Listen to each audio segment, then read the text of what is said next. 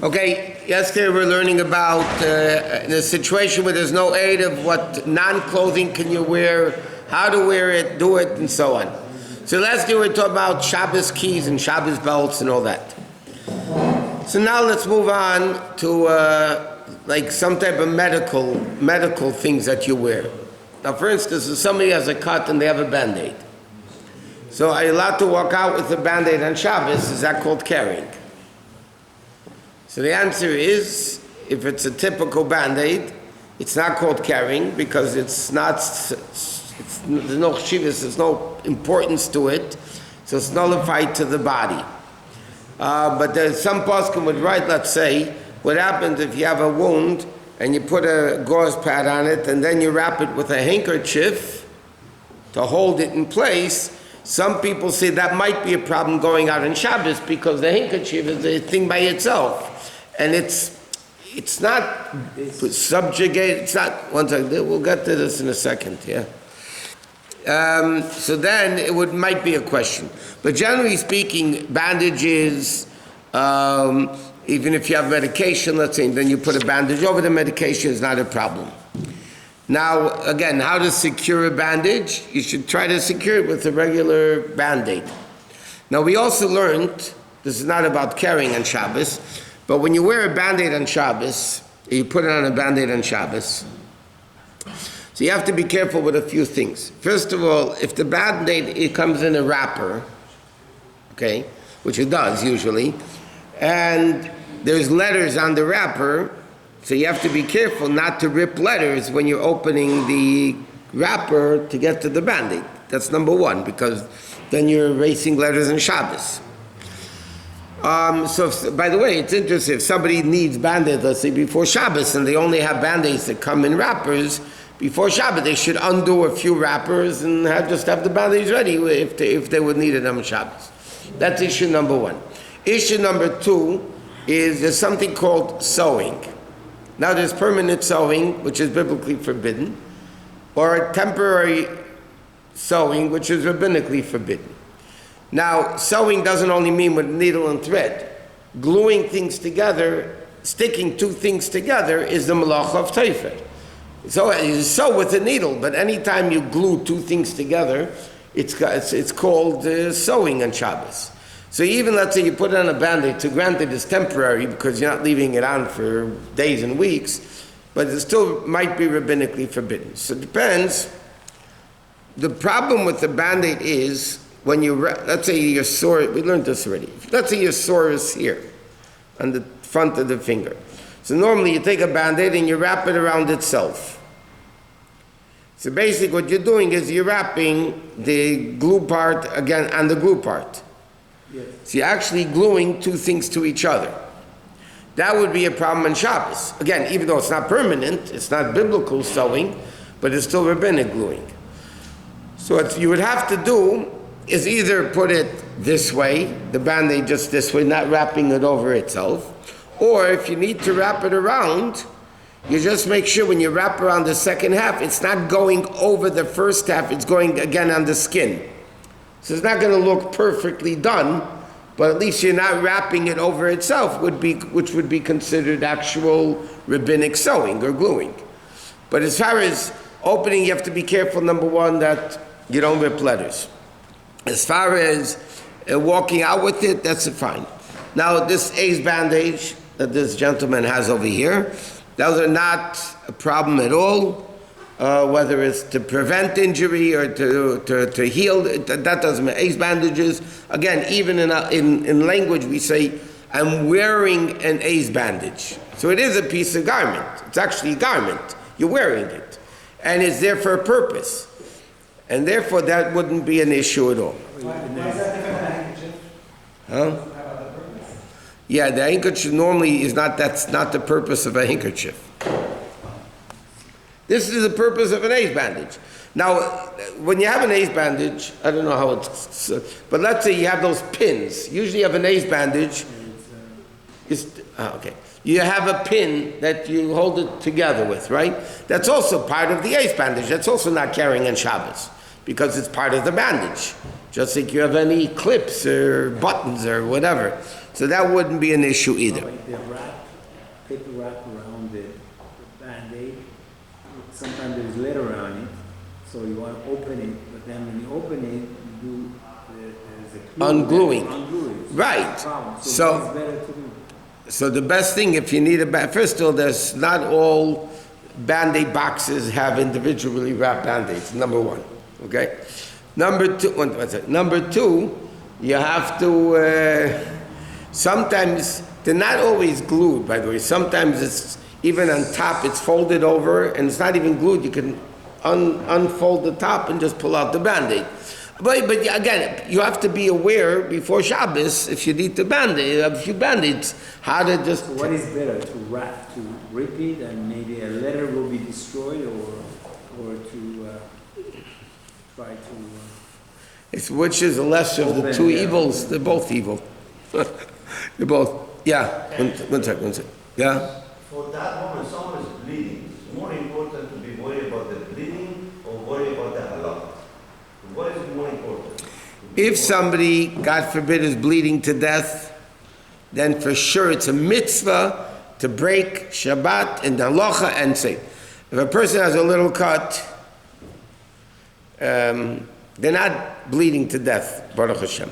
They can just put their finger on it, hold it, you know what I mean? Okay. We're talking about not life and danger. Life and danger situation, there's no question. Not only are you allowed to, it's a mitzvah to do it. And not only that, it says in halacha that the greatest person in the shul is supposed to be the first one to run to desecrate Shabbos for it. And it says that if the people don't do it, the rabbis are to blame for not teaching the people that to save a life, you desecrate Shabbos. So the rabbis blame that people don't desecrate Shabbos to save a life, because we'll see, there's not so simple, by the way, what people are allowed to walk. We'll get there, maybe today yet, we'll see. Okay, if you have a sling, what, yeah? For the Band-Aid, can you just cut it with the scissors to open it?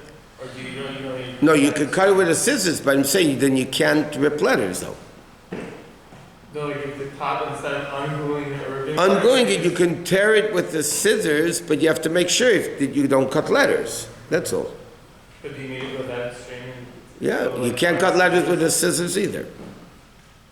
Again, No, I mean instead of I understand what you're saying, but the bottom line is you could use the scissors to open a Band-Aid, but you can't cut letters even with the scissors. If somebody has, let's say, God forbid, a broken arm, and they have a sling, that's also a garment that they're wearing, and that's also good.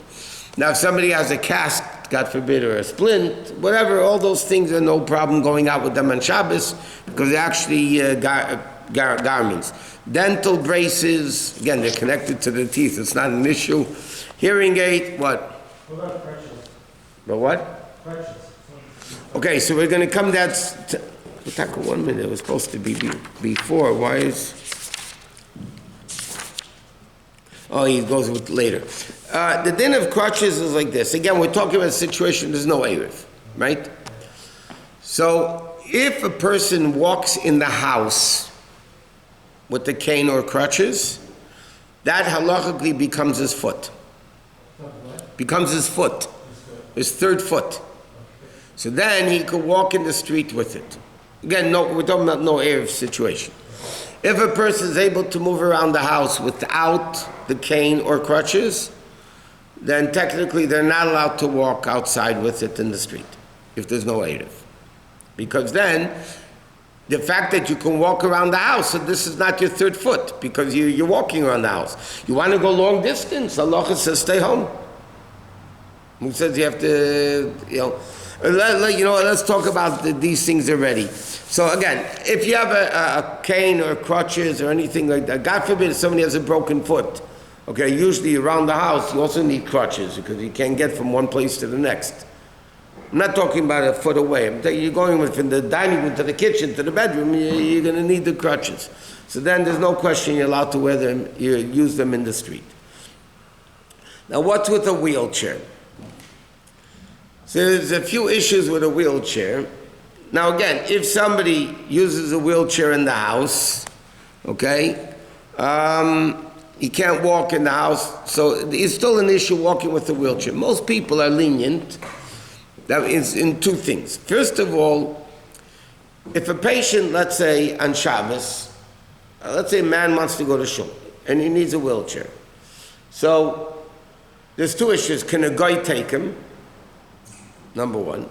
Or the question is, can he wheel himself? Many people, not the electric motor ones, those that you can't officially use on Shabbos, even though nowadays, by the way, there's halachically, the motorized wheelchairs that have hechsherim for Shabbos from very reliable sources. They're made in Israel. I think now they started making them in America also. You can look, and it's not so cheap, but there's a motorized wheelchair. Huh?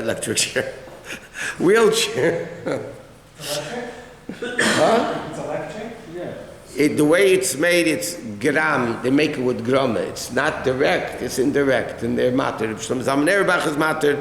A lot of people are matter. You have to get it. It's a Yiddish company that you have to get it. The box is a special box. You know, that the electricity normally is in the box of the wheelchair. So this is a special made box that has it done in a grama, whatever, different ways that they do it. So one second. Now the question is, can a guy wheel himself in a wheelchair? So a lot of opinions say you could, there are opinions say you can't. Now, can a guy take a Jew to shul if he can't walk to shul? Again, no Erev, if Erev is not an issue. No Erev situation. Can a guy take a person to shul? So it's interesting because halachically, bottom line, there is a difference between men and women in this. And now, just a brief introduction, then I'll explain the halacha. Men have a mitzvah to be in shul. They have the mitzvah tefillah b'tzibor, to have them with a minyan. They have a mitzvah to listen to Kriyas HaTorah, right? Women don't have an obligation. They have an obligation to daven, but the women don't have to daven with a minyan. They could stay home and daven. Women don't have to listen to Kriyas HaTorah. Okay, generally speaking, they don't have to listen to Kriyas HaTorah. So for a woman to be in shul is not a mitzvah. Now there is a rule that's called shvus the shvus, a double rabbinic. Shvus means rabbinic. Shvus the shvus means a rabbinic of a rabbinic. Meaning, if it's a double rabbinic, for a mitzvah, you're allowed to do it on Shabbos. So, in other words, the din is like this. First of all, asking a guy to do something for you on Shabbos is rabbinic. Amir alakum shvus, telling a guy is only rabbinically forbidden. There's a rule in halacha that says, if I pick up, I wouldn't be able to in my strength, but if I would pick him up and carry him in the street, it would only be rabbinically forbidden, not biblically forbidden. If I would pick up a baby that can't walk in a public domain, it would be biblically forbidden. If I would carry a baby in a biblical public domain, yeah, I would get stoned if I was warned and I did it intentionally. If I carry you in the street, it's only rabbinically forbidden. Why? It doesn't make sense. It makes dollars. Why doesn't it? Why? What's the din? There's a rule in the Gemara, and this is a scientific thing. Everybody should know this one. A live person carries himself. There's a difference between a dead person's weight, it's called dead weight, or a live person is lighter than his weight. The guy weighs 200 pounds, and you can pick up a person, but you can't pick up 200 pounds. Why? Because the living person carries himself. If a living person is carrying himself, then there's two people carrying him, which is again only rabbinic. So now you have like this. Carrying the person itself is rabbinic. Telling a guy to do it is a double rabbinic. So double rabbinic for the sake of a mitzvah is allowed. Or another possibility which is questionable.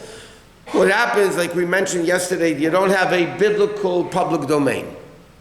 You only have a rabbinic domain, no biblical reshus rabbi. So carrying in a karmelis, as it's called, would only be rabbinic. Asking a guy to carry for me in a karmelis would be double rabbinic. So stamazay, to go eat somewhere is not necessarily a mitzvah. But if you were asking that you need to go daven for a man, and it's a tzarech mitzvah, so then it's shvus to shvus, so a guy would be able to take a man in a wheelchair to shul and home. To take him down for a walk would be questionable. If it's a mitzvah, what? Can they go across the elevator? You know what? It's too late for that, and I didn't finish because I'll tell you another similar question which is asked a lot, and we'll talk about it tomorrow. Can somebody have a guy take their baby to shul on Shabbos? Let's say you have a Chabad shliach with his wife. I'm making an event, a big event in the Chabad house, Shabbos afternoon. They have a baby, a 2-month-old baby at home. Can they have a guy take the baby to shul? To be discussed tomorrow. It's not so simple. 1 second. It would be different, by the way, to take the baby home Friday night would be allowed, but not to bring the baby to shul. To be discussing with Shem tomorrow night.